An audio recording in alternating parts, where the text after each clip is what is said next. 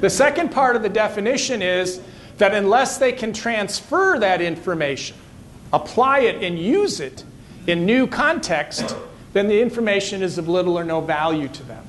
That the real test of learning is, can you use that information to solve other problems? Okay. Which is different than I simply know a piece of information. If I can't use it for anything, then the value of that learning is really maybe good on Jeopardy, but doesn't have a lot of application in the real world. Yes? Are they still talking about short-term and long-term memory? Sure. Yeah. And what you teach to really is working memory, short-term memory, where they're processing all the new information that's coming in and they're trying to connect it to their prior knowledge.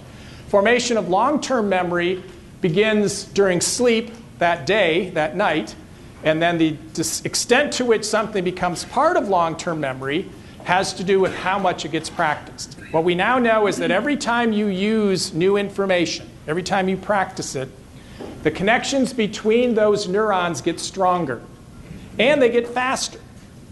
Okay? In other words, one of the things that separates us from our students that sometimes actually interferes in teaching is that we know the information so much faster than they do. And we get frustrated that it takes them so long.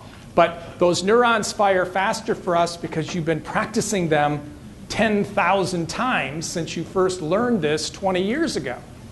Okay? Or for some of us, 40 years ago. So that's the difference. That's what we're talking about. Okay? So I think this is a key, because one of the things that I advocate to faculty is you need to teach for long-term recall. You need to teach in a way that promotes long-term recall, which is different than giving 4 tests. Okay? Or I'll say this right now, I'll probably repeat myself, but if you don't remember anything else about me or anything that I say today, the one thing you should remember and the one thing you should change in your teaching is you, from this point forward, should always give cumulative exams. Always give cumulative exams. Cumulative exam forces the student, and I use the word force, forces the student to go back and relearn. And I think that's what the question this gentleman asked is really about relearning that information. They relearn it, they get tested. They relearn it again, they practice it. By the end of the semester, what has happened is they have used that information 10, 15, 20 times, and they really know it. Okay? I have a colleague who did this and saw a 25% increase in her final exam scores.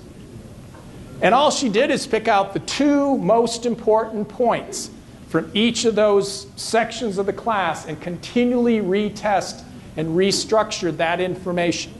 And you also know, of course, what's happening is that as they review that, they're connecting it to the new information that they're learning.